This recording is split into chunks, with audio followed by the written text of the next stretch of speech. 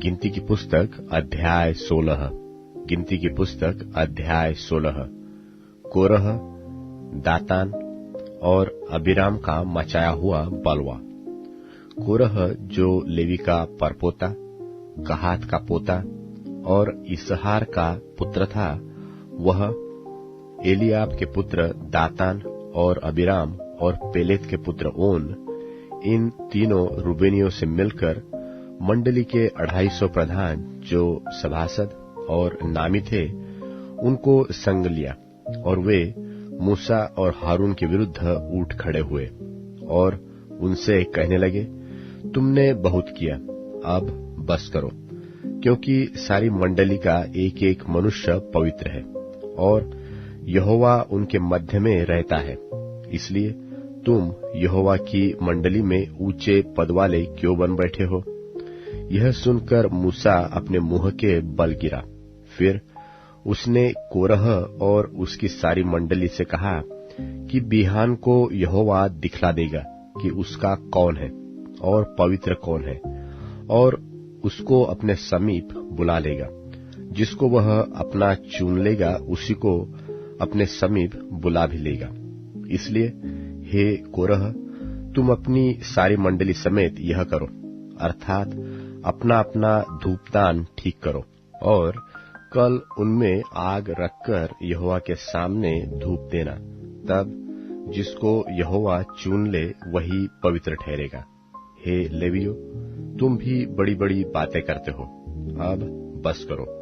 फिर मूसा ने कोरह से कहा, हे लेवियो सुनो, क्या यह तुम्हें छोटी बात जान पड़ती है कि इस्राएल के परमेश्वर ने तुमको इस्राएल की मंडली से अलग करके अपने निवास की सेवकाई करने और मंडली के सामने खड़े होकर उसकी भी सेवा टहल करने के लिए अपने समीप बुला लिया है, और तुझे और तेरे सब लेवी भाइयों को भी अपने समीप बुला लिया है। फिर भी तुम याजक पद के भी खोजी हो, और इसी कारण तूने अपनी सारी मंडली को यहोवा के विरुद्ध इकट्ठी किया है। हारून कौन है कि तुम उस पर बुड़बुड़ाते हो?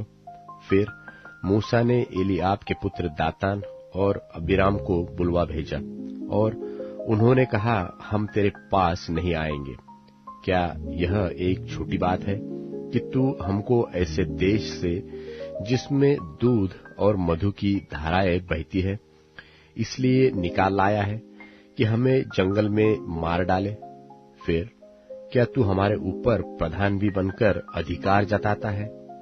फिर तू हमें ऐसे देश में जहां दूध और मधु की धाराएं बहती है ही नहीं पहुंचाया, और न हमें खेतों और दाख की बारियों के अधिकारी किया। क्या तू इन लोगों की आंखों में धूलि डालेगा? हम तो नहीं आएंगे। तब मूसा का कोप बहुत भड़क उठा और उसने यहोवा से कहा, उन लोगों की भेंट की ओर दृष्टि न कर। मैंने तो उनसे एक गधा नहीं लिया और न उनमें से किसी की हानि की है। तब मूसा ने कोरह से कहा, कल तू अपनी सारी मंडली को लेकर हारून के साथ यहोवा के सामने हाजिर होना, और तुम सब अपना अपना धूपदान लेकर उनमें धूप देना। फिर अपना अपना धूपदान जो सब समेत 250 होगे यहोवा के सामने ले जाना। विशेष करके तू और हारून अपना अपना धूपदान ले जाना। सो उन्होंने अपना अपना धूपदान लेकर और उनमें आग रखकर उन पर धूप डाला, और मूसा और हारून के साथ मिलाप वाले तंबू के द्वार पर खड़े हुए, और कोरह ने सारे मंडली को उनके विरुद्ध मिलाप वाले तंबू के द्वार पर इकट्ठा कर लिया। तब यहोवा का तेज सारी मंडली को दिखाई दिया। तब यहोवा ने मूसा और हारून से कहा, उस मंडली के बीच में से अलग हो जाओ कि मैं उन्हें पल भर में भस्म कर डालूं। तब वे मुंह के बल गिर के कहने लगे, हे परमेश्वर, हे सब प्राणियों के आत्माओं के परमेश्वर, क्या एक पुरुष के पाप के कारण तेरा क्रोध सारी मंडली पर होगा? यहोवा ने मूसा से कहा, मंडली के लोगों से कहा कि कोरह, दातान और अबीराम के तंबू के आसपास से हट जाओ। तब मूसा उठकर दातान और अबीराम के पास गया, और इस्राएलियों के वृद्ध लोग उसके पीछे पीछे गए।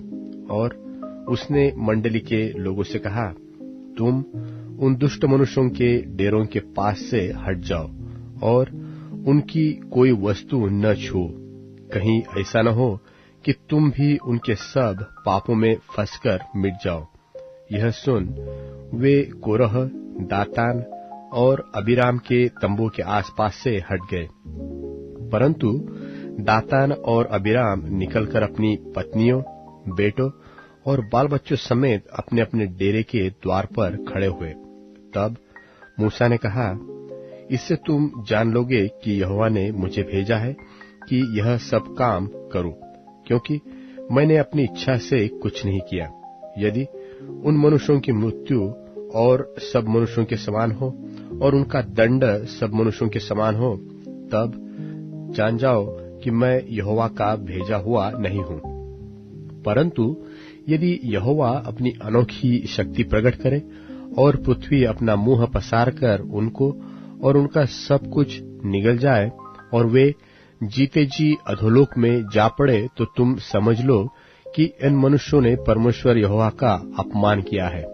वह ये सब बातें कह ही चुका था कि भूमि उन लोगों के पांव के नीचे से फट गई और पृथ्वी ने अपना मुंह खोल दिया और उनका घरदार का सामान और कोरह के सब मनुष्यों को उनकी सारी संपत्ति को भी निगल लिया, और वे और उनका सारा घरबार जीवित ही अधोलोक में जा पड़े। और पृथ्वी ने उनको ढांप लिया और वे मंडली के बीच में से नष्ट हो गए। और जितने इस्राएली उनके चारों ओर थे, वे उनका चिल्लाना सुन यह कहते हुए भागे कि कहीं पृथ्वी हमको भी निगल न ले। तब यहोवा के पास से आग निकली और उन 250 धूप चढ़ाने वालों को भस्म कर डाला। तब यहोवा ने मूसा से कहा, हारून याजक के पुत्र एलियाजार से कह कि उन धूपदानों को आग में से उठा ले और आग के अंगारों को उधर ही छितरा दे, क्योंकि वे पवित्र है। जिन्होंने पाप करके अपने ही प्राणों की हानि की है, उनके धूपदानों के पत्थर पीट पीट कर बनाए जाए, जिससे वे कि वह वेदी के मढ़ने के काम आवे, क्योंकि उन्होंने यहोवा के सामने रखा था, इसलिए वे पवित्र है। इस कारण और इस प्रकार वह इस्राएलियों के लिए एक निशाना ठहरेगा। सो एलियाजर याजक ने उन पीतल के धूपदानों को, जिनमें उन जले हुए मनुष्यों ने धूप चढ़ाया था, लेकर उनके पत्थर पिटवाकर वेदी के मढ़ाने के लिए बनवा दिए, कि इस्राएलियों को इस बात का स्मरण रहे कि कोई दूसरा जो हारून के वंश का न हो, यहोवा के सामने धूप चढ़ाने को समीप न जाए। ऐसा न हो कि वह भी कोरह और उसकी मंडली के समान नष्ट हो जाए, जैसे कि यहोवा ने मूसा के द्वारा उनको आज्ञा दी थी। दूसरे दिन इस्राएलियों की सारी मंडली यह कहकर मूसा और हारून पर बुड़बुड़ाने लगी कि यहोवा की प्रजा को तुमने मार डाला है। और जब मंडली के लोग मूसा और हारून के विरुद्ध इकट्ठे हो रहे थे, तब उन्होंने मिलाप वाले तंबू की ओर दृष्टि की और देखा कि बादल ने उसे छा लिया है और यहोवा का तेज दिखाई दे रहा है। तब मूसा और हारून मिलाप वाले तंबू के सामने आए। तब यहोवा ने मूसा और हारून से कहा, तुम उस मंडली के लोगों के बीच से हट जाओ कि मैं उन्हें पल भर में भस्म कर डालूं। तब वे मुंह के बल गिरे। और मूसा ने हारून से कहा, धूपदान को लेकर उसमें वेदी पर से आग रखकर उस पर धूप डाल। मंडली के पास फुर्ती से जाकर उसके लिए प्रायश्चित्त कर, क्योंकि यहोवा का कोप अत्यंत भड़का है और मरी फैलने लगी है। मूसा की आज्ञा के अनुसार हारून धूपदान को लेकर मंडली के बीच में दौड़ा, और यह देखकर कि लोगों में मरी फैल लगी है, उसने धूप जलाकर लोगों के लिए प्रायश्चित्त किया। और वह मुर्दों और जीवित के मध्य में खड़ा हुआ। तब मरी थम गई और जो कोरह के संग भागी होकर मर गए थे, उन्हें छोड़ जो लोग इस मरी से मर गए थे वे 14,700 थे। तब हारून मिलाप वाले तंबू के द्वार पर मूसा के पास लौट गया और मरी थम गई। गिनती की पुस्तक अध्याय 17। गिनती की पुस्तक अध्याय 17। याजकों और लेवियों की मर्यादा और कर्तव्य कर्म। तब यहोवा ने मूसा से कहा, इस्राएलियों से बातें करके उनके पूर्वजों के घरानों के अनुसार उनके सब प्रधानों के पास से एक एक छड़ी ले और उन 12 छड़ियों में से एक एक पर एक एक के मूल पुरुष का नाम लिख और लेवियों की छड़ी पर हारून का नाम लिख, क्योंकि इस्राएलियों के पूर्वजों के घरानों के एक एक मुख्य पुरुष की एक एक छड़ी होंगी। और उन छड़ियों को मिलाप वाले तंबू के साक्षी पत्र के आगे, जहां मैं तुम लोगों से मिला करता हूं, रख दे।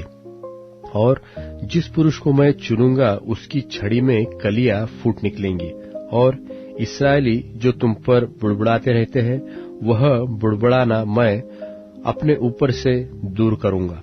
सो मूसा ने इस्राएलियों से यह बात कही और उनके सब प्रधानों ने अपने अपने लिए अपने अपने पूर्वजों के घरानों के अनुसार एक एक छड़ी उसे दी। सो 12 छड़ियां हुई और उनकी छड़ियों में हारून की भी छड़ी थी। उन छड़ियों को मूसा ने साक्षी पत्र के तंबू में यहोवा के सामने रख दिया। दूसरे दिन मूसा साक्षी पत्र के तंबू में गया तो क्या देखा कि हारून की छड़ी जो लेवी के घराने के लिए थी उसमें कलियां फूट निकली, अर्थात उसमें कलियां लगी और फूल भी फूले और पके बादाम भी लगे। सो मूसा उन सब छड़ियों को यहोवा के सामने से निकालकर सब इस्राएलियों के पास ले गया और उन्होंने अपनी अपनी छड़ी पहचान कर ले ली। फिर यहोवा ने मूसा से कहा, हारून की छड़ी को साक्षी पत्र के सामने फिर धर दे कि यह उन दंगा करने वालों के लिए एक निशाना बनकर रह जाए, कि तू उनका बुड़बुड़ाना जो मेरे विरुद्ध होता रहता है भविष्य में रोक रखे, ऐसा न हो कि वे मर जाए। और मूसा ने यहोवा की इस आज्ञा के अनुसार ही किया। तब इस्राएली मूसा से कहने लगे, देख, हमारे प्राण निकलना चाहते हैं, हम नष्ट हुए, हम सब के सब नष्ट हुए जाते हैं। जो कोई यहोवा के निवास के समीप जाता है वह मर जाता है, तो क्या हम सब के सब मर ही जाएंगे? गिनती की पुस्तक अध्याय 18। गिनती की पुस्तक अध्याय 18। फिर यहोवा ने हारून से कहा कि पवित्र स्थान के अधर्म का भार तुझ पर और तेरे पुत्रों और तेरे पिता के घराने पर होगा, और तुम्हारा याजक कर्म के अधर्म का भार भी तेरे पुत्रों पर होगा। और लेवी का गोत्र अर्थात तेरे मूल पुरुष के गोत्र वाले जो तेरे भाई है उनको भी अपने साथ ले आया कर, और वे तुझसे मिल जाए और तेरी सेवा टहल किया करे। परंतु साक्षी पत्र के तंबू के सामने तू और तेरे पुत्र ही आया करे। जो तुझे सौंपा गया है उसकी और सारे तंबू की भी वे रक्षा किया करे, परंतु पवित्र स्थान के पात्रों के और वेदी के समीप न आए, ऐसा न हो कि वे और तुम लोग भी मर जाओ। सो वे तुझसे मिल जाए और मिलाप वाले तंबू की सारी सेवकाई की वस्तुओं की रक्षा किया करे, परंतु जो तेरे कुल का न हो वह तुम लोगों के समीप न आने पाए। और पवित्र स्थान और वेदी की रखवाली तुम ही किया करो, जिससे इस्राएलियों पर फिर कोप न भड़के।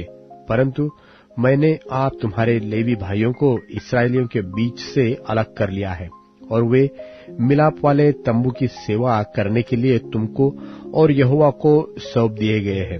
पर वेदी की और बीच वाले पर्दे के भीतर की बातों की सेवकाई के लिए तू और तेरे पुत्र अपने याजक पद की रक्षा करना, और तुम ही सेवा किया करना, क्योंकि मैं तुम्हें याजक पद की सेवकाई दान करता हूँ। और जो तेरे कुल का न हो वह यदि समीप आ जाए तो मार डाला जाए। फिर यहोवा ने हारून से कहा, सुन, मैं आप तुझको उठाई हुई भेंटें सौंप देता हूँ, अर्थात इस्राएलियों की पवित्र की हुई वस्तुएं जितनी हो उन्हें मैं तेरा अभिषेक वाला भाग ठहराकर तुझे और तेरे पुत्रों को सदा का हक करके देता हूँ। जो परम पवित्र वस्तुएं आग में होम न की जाएगी वे तेरी ही ठहरे, अर्थात इस्राएलियों के सब चढ़ावों में से उनके सब अन्न बलि, सब पाप बलि और सब दोष बलि जो वे मुझको दे देते हैं वह तेरे और तेरे पुत्रों के लिए परम पवित्र ठहरे। उनको परम पवित्र वस्तु जानकर खाया करना। उनको हर एक पुरुष खा सकता है, वे तेरे लिए पवित्र है। फिर ये वस्तुएं भी तेरी ठहरे, अर्थात जितनी भेंटें इस्राएली हिलाने के लिए दे उनको मैं तुझे और तेरे बेटे बेटियों को सदा का हक करके देता हूँ।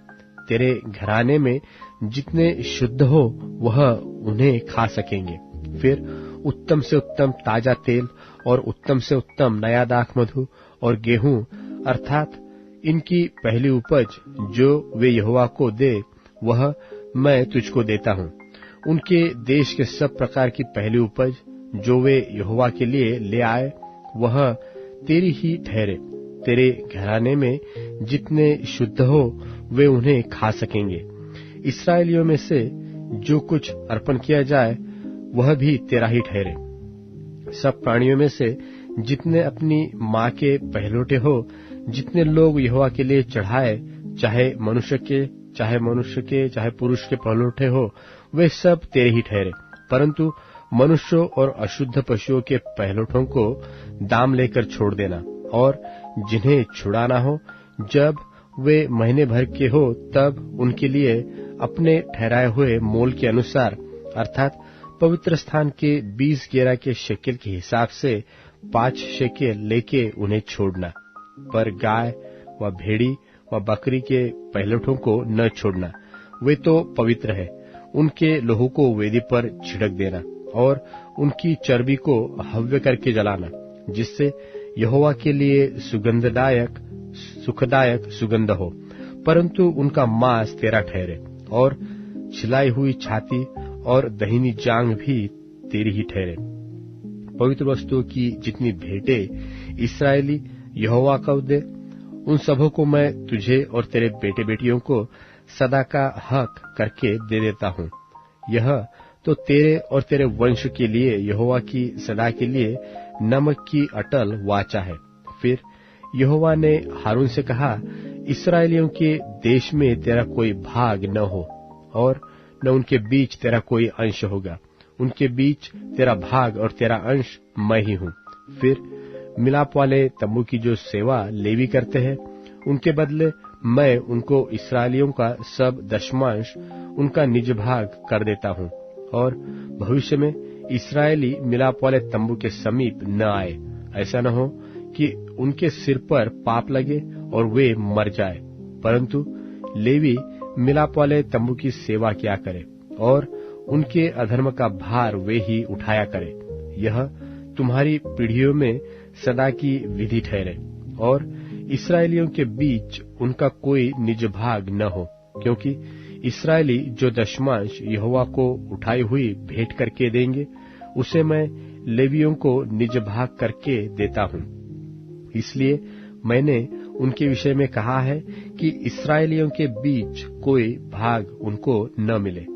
फिर यहोवा ने मूसा से कहा, तू लेवियों से कह कि जब जब तुम इस्राएलियों के हाथ से वह दशमांश लो जिसे यहोवा तुमको तुम्हारे निज भाग करके उनसे दिलाता है, तब तब उसमें से यहोवा के लिए एक उठाई हुई भेंट करके दशमांश का दशमांश देना।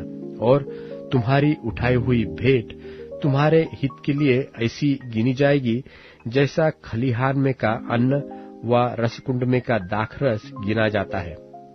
इस रीति तुम भी अपने सब दशमांशों में से जो इस्राएलियों की ओर से पाओगे यहोवा को एक उठाई हुई भेंट देना, और यहोवा की यह उठाई हुई भेंट हारून याजक को दिया करना। जितने दान तुम पाओ उनमें से हरेक का उत्तम से उत्तम भाग जो पवित्र ठहरा है सो उसे यहोवा के लिए उठाई हुई भेंट करके पूरी पूरी देना। इसलिए तू लेवियों से कह कि जब तुम उसमें का उत्तम से उत्तम भाग उठाकर दो, तब यह तुम्हारे लिए खलिहान में के अन्न और रसकुंड के रस के तुल्य गिना जाएगा, और उसको तुम अपने घरानों समेत सब स्थानों में खा सकते हो, क्योंकि मिलाप वाले तंबू की जो सेवा तुम करोगे उसका बदला यही ठहरता है। और जब तुम उसका उत्तम से उत्तम भाग उठाकर दो, तब उसके कारण तुमको पाप न लगेगा, परंतु इस्राएलियों की पवित्र की हुई वस्तुओं को अपवित्र न करना, ऐसा न हो कि तुम मर जाओ।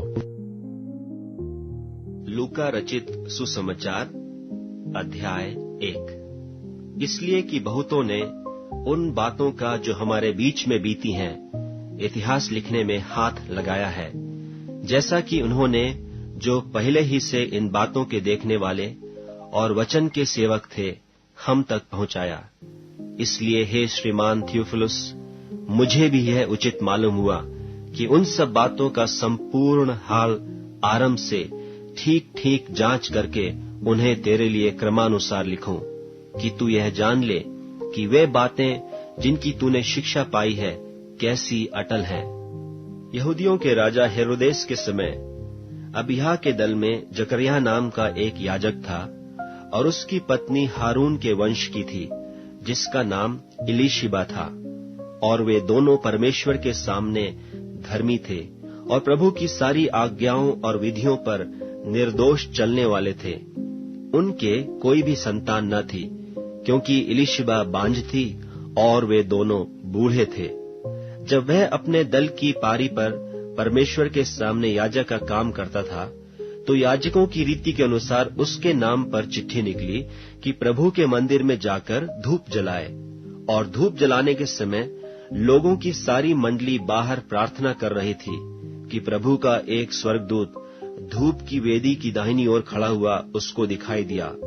और जकरिया देखकर घबराया और उस पर बड़ा भय छा गया। परंतु स्वर्गदूत ने उससे कहा, हे जकरिया, भयभीत न हो, क्योंकि तेरी प्रार्थना सुन ली गई है, और तेरी पत्नी इलीशिबा से तेरे लिए एक पुत्र उत्पन्न होगा, और तू उसका नाम यूहन्ना रखना। और तुझे आनंद और हर्ष होगा, और बहुत लोग उसके जन्म के कारण आनंदित होंगे, क्योंकि वह प्रभु के सामने महान होगा और दाखरस और मदिरा कभी न पिएगा, और अपनी माता के गर्भ ही से पवित्र आत्मा से परिपूर्ण हो जाएगा। और इस्राएलियों में से बहुतेरों को उनके प्रभु परमेश्वर की ओर फेरेगा। वह एलिय्याह की आत्मा और सामर्थ में होकर उसके आगे आगे चलेगा, कि पितरों का मन लड़के बालों की ओर फेर दे, और आज्ञा न मानने वालों को धर्मियों की समझ पर लाए, और प्रभु के लिए एक योग्य प्रजा तैयार करे। जकरिया ने स्वर्गदूत से पूछा, यह मैं कैसे जानूं, क्योंकि मैं तो बूढ़ा हूं और मेरी पत्नी भी बूढ़ी हो गई है। स्वर्गदूत ने उसको उत्तर दिया कि मैं जिब्राइल हूं, जो परमेश्वर के सामने खड़ा रहता हूं, और मैं तुझसे बातें करने और तुझे यह सुसमाचार सुनाने को भेजा गया हूं। और देख, जिस दिन तक ये बातें पूरी न हो लें, उस दिन तक तू मौन रहेगा और बोल न सकेगा, इसलिए कि तूने मेरी बातों को जो अपने समय पर पूरी होंगी प्रतीति न की। और लोग जकरिया की बाट देखते रहे और अचंभा करने लगे कि उसे मंदिर में ऐसी देर क्यों लगी। जब वह बाहर आया तो उनसे बोल न सका, सो वे जान गए कि उसने मंदिर में कोई दर्शन पाया है, और वह उनसे संकेत करता रहा और गूंगा रह गया। जब उसकी सेवा के दिन पूरे हुए तो वह अपने घर चला गया। इन दिनों के बाद उसकी पत्नी इलीशिबा गर्भवती हुई, और 5 महीने तक अपने आप को यह कह के छिपाए रखा कि मनुष्यों में मेरा अपमान दूर करने के लिए प्रभु ने इन दिनों में कृपा दृष्टि करके मेरे लिए ऐसा किया है।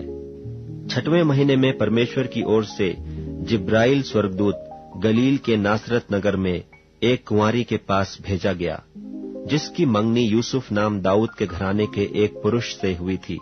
उस कुंवारी का नाम मरियम था। और स्वर्गदूत ने उसके पास भीतर आकर कहा, आनंद और जय तेरी हो, जिस पर ईश्वर का अनुग्रह हुआ है, प्रभु तेरे साथ है। वह उस वचन से बहुत घबरा गई और सोचने लगी कि यह किस प्रकार का अभिवादन है। स्वर्गदूत ने उससे कहा, हे मरियम, भयभीत न हो, क्योंकि परमेश्वर का अनुग्रह तुझ पर हुआ है, और देख, तू गर्भवती होगी और तेरे एक पुत्र उत्पन्न होगा। तू उसका नाम यीशु रखना। वह महान होगा और परम प्रधान का पुत्र कहलाएगा, और प्रभु परमेश्वर उसके पिता दाऊद का सिंहासन उसको देगा, और वह याकूब के घराने पर सदा राज्य करेगा, और उसके राज्य का अंत न होगा। मरियम ने स्वर्गदूत से कहा, यह क्यों कर होगा? मैं तो पुरुष को जानती ही नहीं। स्वर्गदूत ने उसको उत्तर दिया कि पवित्र आत्मा तुझ पर उतरेगा और परम प्रधान की सामर्थ तुझ पर छाया करेगी, इसलिए वह पवित्र जो उत्पन्न होने वाला है परमेश्वर का पुत्र कहलाएगा। और देख, और तेरी कुटुंबनी इलिशिबा के भी बुढ़ापे में पुत्र होने वाला है। यह उसका जो बांझ कहलाती थी 6वां महीना है, क्योंकि जो वचन परमेश्वर की ओर से होता है वह प्रभाव रहित नहीं होता। मरियम ने कहा, देख, मैं प्रभु की दासी हूँ, मुझे तेरे वचन के अनुसार हो। तब स्वर्गदूत उसके पास से चला गया। उन दिनों में मरियम उठकर शीघ्र ही पहाड़ी देश में यहूदा के एक नगर को गई और जकरिया के घर में जाकर इलिशिबा को नमस्कार किया। जो ही इलिशिबा ने मरियम का नमस्कार सुना, त्यों ही बच्चा उसके पेट में उछला, और इलिशिबा पवित्र आत्मा से परिपूर्ण हो गई, और उसने बड़े शब्द से पुकार कर कहा, तू स्त्रियों में धन्य है, और तेरे पेट का फल धन्य है। और यह अनुग्रह मुझे कहाँ से हुआ कि मेरे प्रभु की माता मेरे पास आई? और देख, जो ही तेरे नमस्कार का शब्द मेरे कानों में पड़ा, त्यों ही बच्चा मेरे पेट में आनंद से उछल पड़ा। और धन्य है वह जिसने विश्वास किया कि जो बातें प्रभु की ओर से उससे कही गई वे पूरी होंगी। तब मरियम ने कहा, मेरा प्राण प्रभु की बड़ाई करता है, और मेरी आत्मा मेरे उद्धार करने वाले परमेश्वर से आनंदित हुई, क्योंकि उसने अपनी दासी की दीनता पर दृष्टि की है। इसलिए देखो, अब से सब युग युग के लोग मुझे धन्य कहेंगे, क्योंकि उस शक्तिमान ने मेरे लिए बड़े बड़े काम किए हैं, और उसका नाम पवित्र है, और उसकी दया उन पर जो उससे डरते हैं पीढ़ी से पीढ़ी तक बनी रहती है। उसने अपना भुजबल दिखाया, और जो अपने आप को बड़ा समझते थे उन्हें तितर बितर किया। उसने बलवानों को सिंहासनों से गिरा दिया और दीनों को ऊंचा किया। उसने भूखों को अच्छी वस्तुओं से तृप्त किया और धनवानों को छूचे हाथ निकाल दिया। उसने अपने सेवक इस्राएल को संभाल लिया कि अपनी उस दया को स्मरण करे जो इब्राहिम और उसके वंश पर सदा रहेगी, जैसा उसने हमारे बाप दादों से कहा था। मरियम लगभग 3 महीने उसके साथ रहकर अपने घर लौट गई। तब इलिशिबा के जनने का समय पूरा हुआ और वह पुत्र जनी। उसके पड़ोसियों और कुटुंबियों ने यह सुनकर कि प्रभु ने उस पर बड़ी दया की है, उसके साथ आनंदित हुए। और ऐसा हुआ कि 8वें दिन वे बालक का खतना करने आए और उसका नाम उसके पिता के नाम पर जकरिया रखने लगे। और उसकी माता ने उत्तर दिया कि नहीं, वरन उसका नाम यूहन्ना रखा जाए।